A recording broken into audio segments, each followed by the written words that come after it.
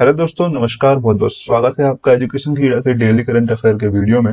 आज के इस वीडियो में दोस्तों हम डिस्कस करेंगे 21 एंड 22 अक्टूबर करंट अफेयर। ठीक है, देखें क्या है सबसे महत्वपूर्ण क्वेश्चन इन दोनों दिनों में जो आपके एग्जाम के लिए बहुत ही ज्यादा यूजफुल है। डिस्कस करने से पहले दोस्तों अगर कल के करंट अफेयर का क्विक रिविजन कर लेते हैं।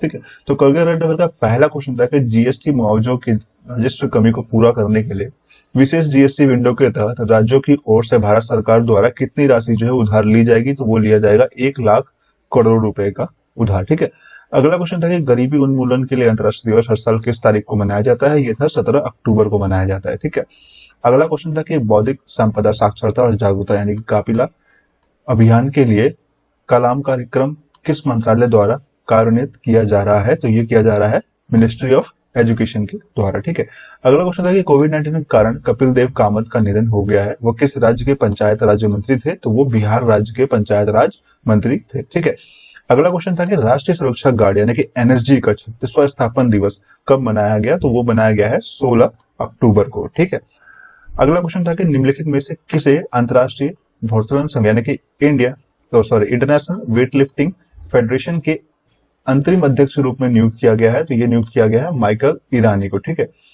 अगला क्वेश्चन था कि राजदूत के पद के साथ संयुक्त राष्ट्र शैक्षिक वैज्ञानिक और सांस्कृतिक संगठन यूएनईएससीओ को भारत के स्थायी प्रतिनिधि मंडल में भारत के अगले स्थायी प्रतिनिधि के रूप में किसे नियुक्त किया गया है, तो ये नियुक्त किया गया है विशाल वी शर्मा को। ठीक है, अगला क्वेश्चन था कि हाल ही में 2020 में wild life photographer of the year award जीतने वाली पहली भारतीय महिला कौन थी। ध्यान देने वाली क्वेश्चन था दोस्तों, पहली भारतीय महिला जिन्होंने wild life photographer of the year का अवार्ड जीता है, तो ये जीता है ऐश्वर्या श्रीधर ने। ठीक है, 23 साल की है ये जिन्होंने पहला wild life photographer of the year award जीता है। ठीक है, अगला क्वेश्चन था कि न्यूजीलैंड के प्रधानमंत्री का नाम बताइए जिन्होंने हाल ही में संसदीय चुनाव में दूसरी बार जो है चुना गया है, तो उन्हें चुना गया है जेसिंडा एड्रन ने। ठीक है, अगला क्वेश्चन था कि उमर गुल ने क्रिकेट के सभी प्रारूप से अपनी सेवानिवृत्ति यानी कि रिटायरमेंट की घोषणा कर दी है। वो किस देश के लिए खेला करते थे, तो वो पाकिस्तान की तरफ से खेला करते थे, जो कि एक फास्ट बॉलर हैं। ठीक है,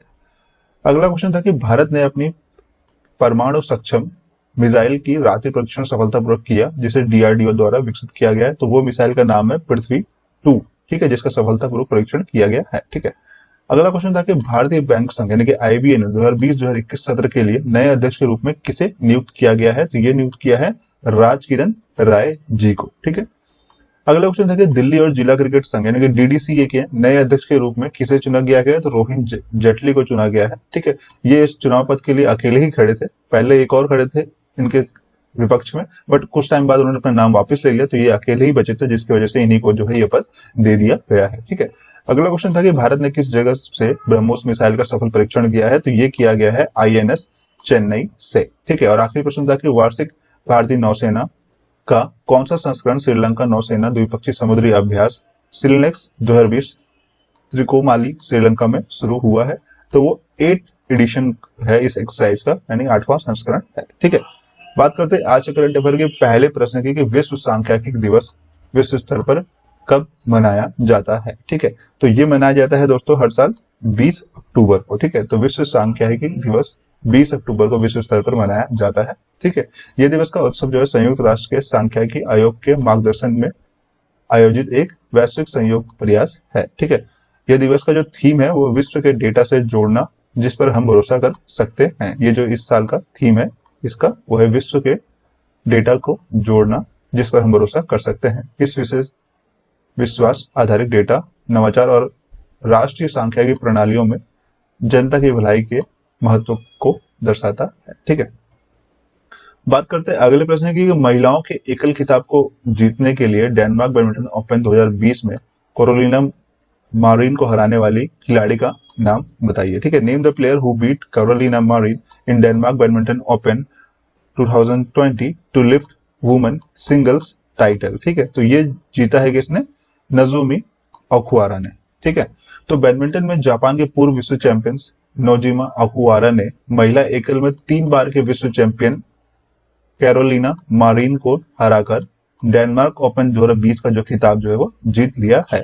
वहीं बात करें अगर पुरुषों के एकल खिलाड़ी में, तो वहां पे 7वें नंबर खिलाड़ी डेनमार्क के एंडर एंडरसन ने अपने रेमसन जेमको को हराया है। ठीक है, तो ये जो डिटेल्स है दोस्तों, यहाँ पे सारी डिटेल्स है जिसमें डेनमार्क ओपन्स के जो भी विजेता हैं उनके सारे नाम यहाँ पे लिखे। जैसे वुमेन सिंगल में जैसे हमने डिस्कस किया नजोमी ओकुरा जो कि जापान से है, मेंस सिंगल से एंड्रेस एंटोसन जो कि डेनमार्क से ही है। ठीक है, मेंस डबल में जो जीते हैं वो है मार्कस एलिस एंड क्रिस लैंग्रिच जो कि इंग्लैंड के रहने वाले हैं। वुमेन्स डबल में जीता गया है यूकी फुकुशिमा एंड सायाका हिरोता जो कि जापान के हैं। और मिक्स डबल में जीता गया है मार्क लैम्फुस एंड इजाबेल हेल्ट्रिज जो कि जर्मनी से हैं। ठीक है, तो ये जो है डेनमार्क ओपन 2020 के सारे विजेताओं के नाम है उनके रेस्पेक्टिव गेम्स के थ्रू। ठीक है, बात करते हैं अगले प्रश्न की कि विश्व ऑस्टियोपोरिस दिवस कब मनाया जाता है। ठीक है, when is world osteoporosis day celebrated. ठीक है, तो ये भी दोस्तों 20 तारीख को ही मनाया जाता है सांख्यिकी दिवस की तरह। ठीक है, तो विश्व ऑस्टियोपोरोसिस दिवस यानी कि WOD 20 अक्टूबर को विश्व स्तर पर मनाया जाता है। ठीक है, ये जो है चयापचय हड्डी रोग को रोकथाम, निदान और उपचार के विशेष जागरूकता बढ़ाने के लिए इस दिन को मनाया जाता है। ठीक है, WOD का जो आयोजन इंटरनेशनल ऑस्टियोपोरोसिस फाउंडेशन यानी कि IOF द्वारा एक विशिष्ट विषय के साथ 1 साल के लंबे अभियान के द्वारा जो है लॉन्च किया जाता है। ठीक है, विश्व के सभी क्षेत्रों में ऑस्टियोपोरोसिस से ग्रस्त लोगों को भावात्मक रूप से प्रभावशाली दृश्यों और वास्तविक कहानियों की उजागर करते हुए 2020 में ग्लोबल WOD अभियान थीम, ठीक है, थॉट्स ऑस्टियोपोरोसिस है। ठीक है, तो बेसिकली आपको ध्यान देने वाली बात यह है कि ये जो दिवस है ये 20 अक्टूबर को मनाया जाता है। बाकी सारी चीजें ऑब्वियस सी बात है, ये एक बीमारी है तो उस बीमारी को जागरूकता बढ़ाने के लिए ही ये जो दिवस मनाया जाता है। ठीक है, तो इसके उपयोगी नोट्स की बात करें तो अंतरराष्ट्रीय ऑस्टियोपोरोसिस फाउंडेशन यानी कि IOF का जो मुख्यालय है वो नियॉन स्विट्जरलैंड में है और IOF के जो अध्यक्ष उनका नाम है साइरस कपूर और IOS की जो स्थापना हुई थी सन 1998 में इसकी स्थापना हुई थी। ठीक है, ये भी जो है ध्यान देने वाली बात। ठीक है, बात करते हैं अगले प्रश्न की कि एशिया पावर इंडेक्स 2020 में भारत का रैंक क्या है। ठीक है, what is the rank of India in the Asia power index 2020। ठीक है, तो एशिया पावर इंडेक्स में जो भारत का रैंक है वो चौथा रैंक है। ठीक है, डिटेल्स देखते हैं पूरी जानकारी के लिए।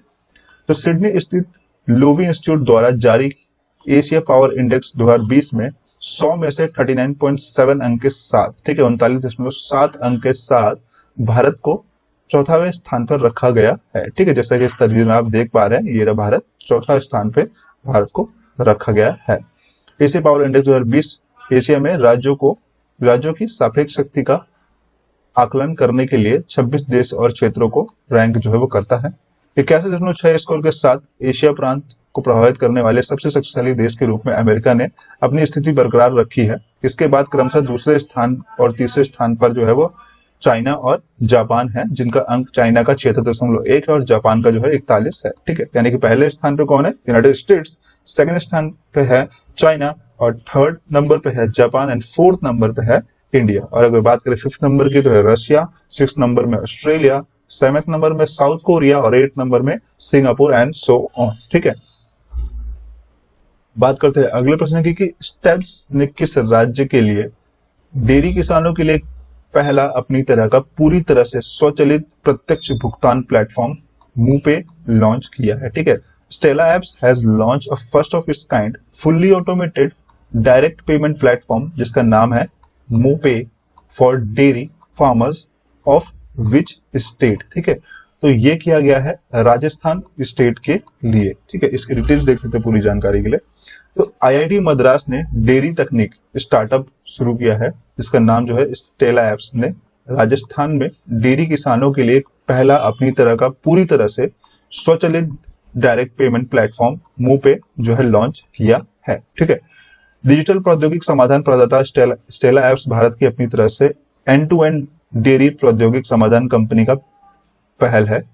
यह विश्व आर्थिक मंच WEF के प्रौद्योगिक अग्रदूतों में से एक है। ठीक है, मूपे डेयरियों और डेयरी किसानों के लिए भुगतान गेटवे है जहां डेयरी अधिकारी डेयरी किसानों के मौजूद बैंक खातों में किसानों के बचत खातों में दूध के भुगतान को डिजिटल रूप से स्थानांतरित कर सकते हैं। ठीक है, तो सीधे किसानों के बैंक खातों में भुगतान जमा करने से किसान की बचत को बढ़ने में मदद मिलेगी और यह डेयरी के लिए किसान वफादारी का भी निर्माण रहेगा। ठीक है, इससे जो है सैकड़ों गांवों के हजारों किसानों को नगद हस्तांतरित करने के जोखिम पर और लागत को दूर किया जाएगा। तो बेसिकली ऑब्वियस सी बात है दोस्तों, काफी ज्यादा हेल्पफुल है। वो क्यों है? क्योंकि डेयरी जो एक ऐसा चीज है जहाँ पे किसानों को रोज के रोज डेयरी पे जाना होता है, दूध देना पड़ता है, तो कैश का लेन देन जो है वो ज्यादा होता है। और चूंकि आज के टाइम पे हम जानते हैं कोविड-19 का सिचुएशन एक ऐसा है कि बीमारी जो है वो सरफेस के थ्रू भी फैलता है, तो पैसों से भी लेन देन में भी ये बीमारी जो है वो फैल सकता है। और उसका बचाव करने के लिए बहुत ही अच्छा इनिशिएटिव है जिसका नाम जो है मुंह पे है। ठीक है, तो बात हुई राजस्थान की, तो राजस्थान का एक बार डिटेल डिस्कस कर लेते हैं। ठीक है, तो ये जो आप रेड हाईलाइटेड एरिया देख पा रहे हैं, ये हमारे भारत के मैप में राजस्थान का एरिया है। ठीक है, राजस्थान की राजधानी जयपुर है, मुख्यमंत्री हैं यहाँ के अशोक गहलोत, राज्यपाल है यहाँ के कलराज मिश्र, लोकसभा की सीटें यहाँ पे 25, राज्यसभा की सीटें हैं यहाँ पे 10 और विधानसभा की सीटें हैं यहाँ पे 200। ठीक है, कुछ प्रमुख राष्ट्रीय उद्यानों की बात करें तो माउंट आबू नेशनल पार्क, जो कि हम जानते हैं काफी नेशनल फेमस है। ठीक है, डेस्टर नेशनल पार्क, ठीक है, केवलादेव नेशनल पार्क, ये मुकुंदा हिल्स नेशनल पार्क, ये कुछ प्रमुख राज्य उद्यान हैं जो कि राजस्थान में स्थित है। बात करते हैं अगले प्रश्न की, निम्नलिखित में किस राज्य ने काटी बहु त्योहार जो है मनाया है? ठीक है, which of the following state celebrated काटी बिहू फेस्टिवल? ठीक है, तो ये नाम से हमें पता चल रहा है दोस्तों, बिहू यानी कि आसाम का जो है ये बहुत ही फेमस फोक डांस आप कह सकते हो, फेमस डांस अगर आप कह सकते हो, नेशनल डांस भी आप कह सकते हो, जहाँ पे बिहू जो है वहां के नेशनल डांस का नाम है।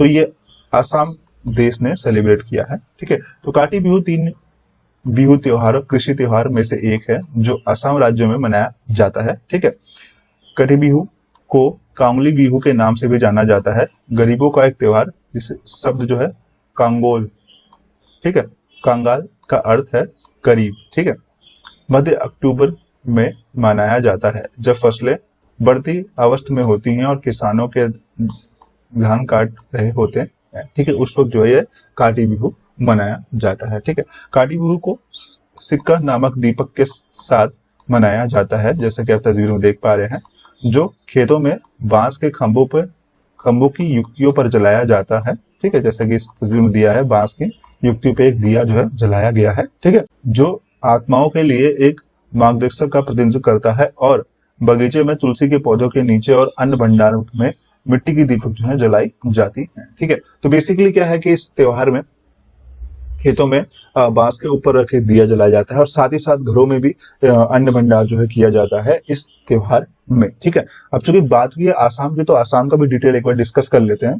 ठीक है, भारत के मैप में ये जो आप रेड हाइलाइटेड एरिया देख पा रहे हैं, ये आसाम का एरिया है। ठीक है, इसका गठन हुआ था 21 जनवरी सन 1960 में। आसाम की राजधानी है दिसपुर, मुख्यमंत्री है यहाँ के सर्बानंद सोनोवाल, राज्यपाल है यहाँ के प्रोफेसर जगदीश मुखी, लोकसभा की सीटें यहाँ पे 14, राज्यसभा की सीटें यहाँ पे 7 और विधानसभा की सीटें यहाँ पे 126। ठीक है, अगर प्रमुख राष्ट्रीय उद्यानों की बात करें तो सबसे ज्यादा फेमस राष्ट्रीय उद्यान जो आके एग्जाम में पूछा भी जाता है काजीरंगा नेशनल पार्क, जो कि आसाम में स्थित है। ठीक है, और भी कुछ प्रमुख राष्ट्रीय उद्यान हैं यहाँ पे जो कि आसाम में स्थित हैं, जिसे आपको याद रखना चाहिए क्योंकि आपके एग्जाम के लिए बहुत ही यूजफुल है।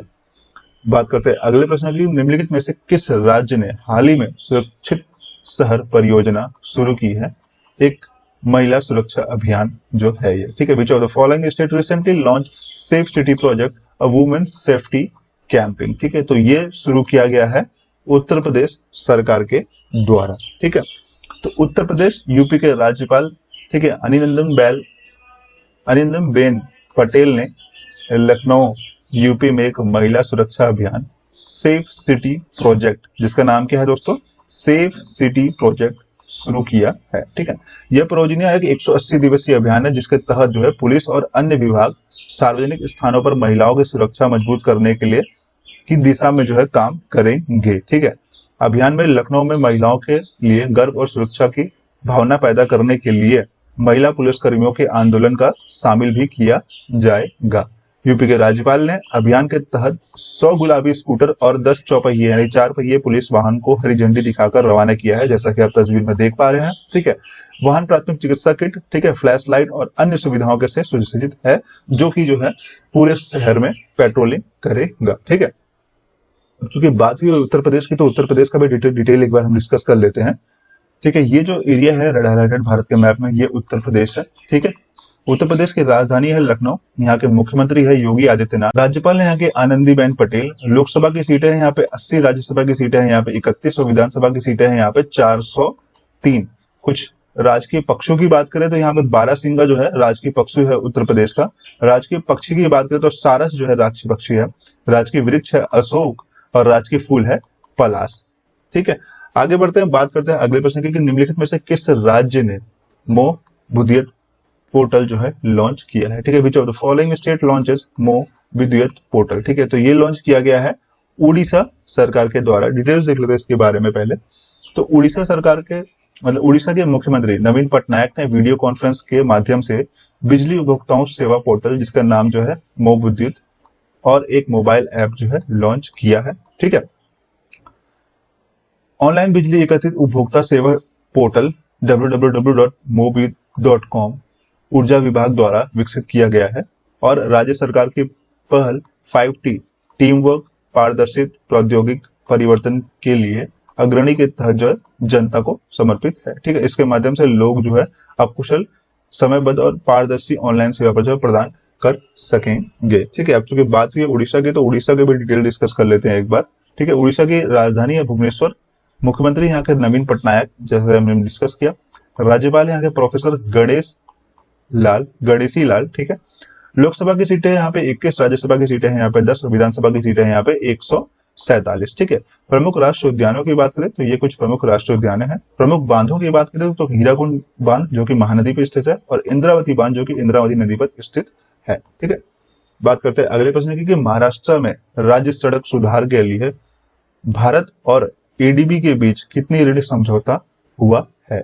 ठीक है, how much amount of loan agreement done between India and ADB for state road improvement in Maharashtra. तो ये दोस्तों किया गया है $177 मिलियन का। ठीक है, तो एशिया डेवलपमेंट बैंक यानी कि एडीबी ने और भारत सरकार ने महाराष्ट्र में 450 किलोमीटर के राज्य राजमार्ग और प्रमुख जिला सड़कों को अपग्रेड करने के लिए 177 यानी कि 177 मिलियन अमेरिकी डॉलर के ऋण समझौते पर हस्ताक्षर किया है। ठीक है, परियोजना का उद्देश्य जो है वो राज्य में ग्रामीण क्षेत्र और शहरी क्षेत्र केंद्रों के बीच कनेक्टिविटी में सुधार करना, ताकि ग्रामीण समुदाय को बाजारों, रोजगार के अवसरों और सेवाओं तक बेहतर पहुंच मिल सके, जिससे राज्य के प्रमुख शहरी केंद्र के बाहर विकास और आजीविका के अवसर का विस्तार होगा। इस प्रकार के शहरों और कस्बों में आय की असमानता कम होगी। तो बेसिकली क्या है दोस्तों कि सिटीज एंड विलेज एरियाज में सड़कों को डेवलप करने के लिए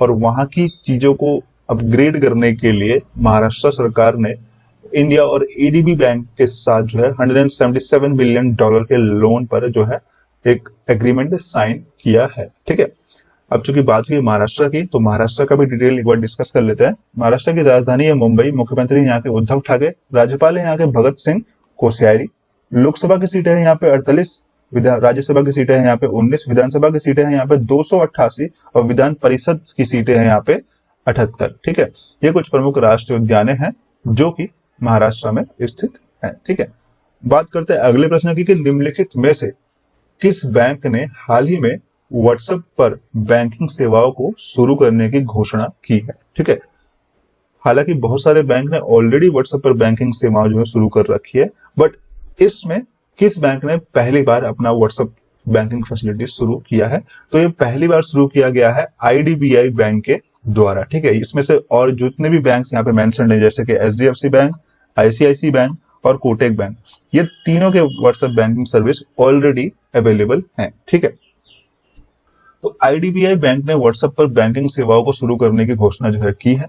बैंकों ने कहा है कि व्हाट्सएप बैंकिंग सेवा जो है एक समर्पित व्हाट्सएप सत्यापित संख्याओं के माध्यम से दी जा रही है जो एंड टू एंड इंक्रिप्शन सुनिश्चित करता है। तो ये बैंक को कहने की जरूरत नहीं है दोस्तों, ये तो ऑब्वियस सी बात है, सबको पता है कि व्हाट्सएप के जो चैट्स हैं वो एंड टू एंड इंक्रिप्ट होता है। इवन व्हाट्सएप भी उसको नहीं देख सकता है अनटिल अनलेस कोई बहुत ही बड़ा क्राइम सीन या कुछ बहुत ही बड़ी डिमांड जो है की जाए। ठीक है, आईडीबीआई बैंक ग्राहक को विभिन्न आवश्यकताओं सेवाओं जैसी खाता शेष जानकारी, अंतिम 5 लेन देन, एक चेकबुक के लिए अनुरोध और एक ईमेल स्टेटमेंट ब्याज दरों के साथ आसपास के क्षेत्र में आईडीबीआई बैंक शाखा /एटीएम का विवरण प्राप्त करने में सक्षम करेगा। ठीक है, तो बेसिकली अगर आपको पता नहीं है कि आपके आसपास कोई आईडीबीआई का बैंक है या नहीं है आपके एरिया के, या कोई एटीएम है या नहीं है, या आपको जो है चेकबुक खत्म हो गया, आपको चेकबुक चाहिए, तो ये सारी फैसिलिटी के लिए आप सिंपल व्हाट्सएप बैंकिंग आईडीबीआई का इस्तेमाल कर सकते हैं और अपनी चीजों को, अपनी जरूरतों को बैंकिंग से रिलेटेड पूरा कर सकते हैं, जो कि एक बहुत ही अच्छी इनिशिएटिव है आईडीबीआई बैंक के द्वारा। ठीक है, बात करते हैं कुछ उपयोगी नोट्स की। तो आईडीबीआई बैंक का मुख्यालय जो है वो मुंबई महाराष्ट्र में है और इस बैंक के जो सीईओ है उनका नाम है राकेश शर्मा। ठीक है, अगला प्रश्न है कि भारत का पहला बहुमॉडल लॉजिस्टिक पार्क किस राज्य में स्थापित किया जा रहा है। ध्यान देने वाली बात है दोस्तों, India first ever multi modal logistic park. ठीक है, भारत का पहला logistic park is being set up in which state, किस राज्य में स्थापित किया जा रहा है। तो ये स्थापित किया जा रहा है दोस्तों असम राज्य में। ठीक है, तो केंद्रीय सड़क परिवहन और राज्य मंत्री नितिन गडकरी ने असम के बोंगाईगांव जिले में जोगीघोपा में भारत के पहले बहुमॉडल लॉजिस्टिक पार्क का नवीन रखा है, इसका जैसे हम कहते हैं नींव रखा है, नवीन नहीं सॉरी दोस्तों, नींव रखा है। लॉजिस्टिक पार्क असम और उत्तर पूर्वी के अन्य हिस्सों के लोगों को हवाई, सड़क, रेल और जलमार्ग से सीधे कनेक्टिविटी जो है प्रदान करेगा। ठीक है, मल्टी मॉडल लॉजिस्टिक पार्क के लिए निधि 3 घटकों सड़क और रेलवे कनेक्टिविटी के साथ साथ भवन और बुनियादी ढांचों के काम में खर्च की जाएगी। इससे जो है 20 लाख लोगों को रोजगार भी मिलेगा इस पार्क को बनाने के लिए। ठीक है, इस परियोजना की जो कुल लागत है वो कहा जा रहा है कि 693.97 करोड़, यानी कि आप लगभग उसे 694 करोड़ रुपए भी समझ सकते हैं, जो कि केंद्र सरकार का भारतमाला योजना के तहत विकसित किया जा रहा है। ठीक है, केंद्र सरकार का भारत माला योजना के तहत जो है इस फर्स्ट एवर लॉजिस्टिक पार्क को बनाया जा रहा है और ये जो है किस राज्य में बनाया जा रहा है, ये बनाया जा रहा है असम राज्य में। ठीक है, बात करते हैं अगले प्रश्न की कि निम्नलिखित में से कौन टैक्स भुगतान करने के लिए चेहरे की पहचान का उपयोग करने वाला पहला देश बन गया है। ठीक है, which of the following country has become the first country to use facial recognition to pay taxes. ठीक है, तो ये पहली बार किया गया है सिंगापुर देश के द्वारा। ठीक है, तो नेशनल आइडेंटिफिकेशन डेटाबेस में फेशियल वेरिफिकेशन अटैच करने वाला सिंगापुर जो है दुनिया का पहला देश बन गया है। ठीक है, फंक्शन को सिंगपास फेस वेरिफिकेशन कहा जाता है। ठीक है, तो इस जो है फंक्शन, जो इनिशिएटिव का नाम है वो है सिंगपास फेस वेरिफिकेशन। ठीक है, इस तकनीकी को शहर के राज्य की सिंगपास डिजिटल पहचान योजनाओं में शामिल किया जा रहा है, जिससे 400 से कम ऑनलाइन सेवाओं तक पहुंच की पेशकश की जाती है, जिससे कर घोषणा और सार्वजनिक आवास अनुप्रयोग शामिल है। ठीक है, सिंगापुर के अधिकारियों के अनुसार प्रौद्योगिकी सुनिश्चित करने में मदद करती है कि सही व्यक्ति वास्तव में उनकी स्क्रीन में के सामने मौजूद है, बजाय एक तस्वीर, एक वीडियो या एक पुनरावृत्त रिकॉर्डिंग। ठीक है, तो बेसिकली क्या है कि उसके जो इस फीचर्स के अनुसार वो ये भी और डिस्कस जो है सेफ्टी का ध्यान रखते हुए इस चीज बात का भी ध्यान रखेंगे कि जो बंदा है जिसको टैक्सेस पे करना है वो उस पर्टिकुलर फ्रेम के सामने है या नहीं है, इंस्टेड ऑफ कि वो कोई अपना फोटो दिखा दे रहा है और नहीं दे रहा है टैक्स और तब चला जाएगा। तो इस सब चीजों का भी ध्यान जो है उसमें रखा गया है। ठीक है, बात करते हैं कुछ उपयोगी नोट्स की। तो सिंगापुर के प्रधानमंत्री हैं, उनका नाम है ली हिचियन लुंग। ठीक है, सिंगापुर के कैपिटल है सिंगापुर सिटी और सिंगापुर की मुद्रा है सिंगापुर डॉलर। ठीक है, अगला क्वेश्चन है कि हवा से सतह पर मार करने वाली एंटी टैंक मिसाइल का नाम बताइए जिसका हाल ही में डीआरडीओ द्वारा सफल परीक्षण किया गया है। ठीक है, name the air to air surface tank missile which has tested successfully for by the DRDO recently. ठीक है, तो ये मिसाइल है, हिंदी में आप इसे कहेंगे संत मिसाइल और इंग्लिश में अगर आप यूके इंग्लिश की बात करें तो आप तब उसको प्रोनाउंस करेंगे सेंट मिसाइल। ठीक है, तो भारत ने उड़ीसा तट से एकत्रित परीक्षण रेंज आईटीआर से स्वदेशी रूप से विकसित stand off anti tank SANT missile का जो है सफलतापूर्वक परीक्षण किया है। ठीक है, जैसा कि तस्वीर में आप देख पा रहे हैं, इस मिसाइल का परीक्षण जो है ग्राउंड आधारित प्लेटफॉर्म के एक 6 शीर्ष लॉन्चर से किया गया था।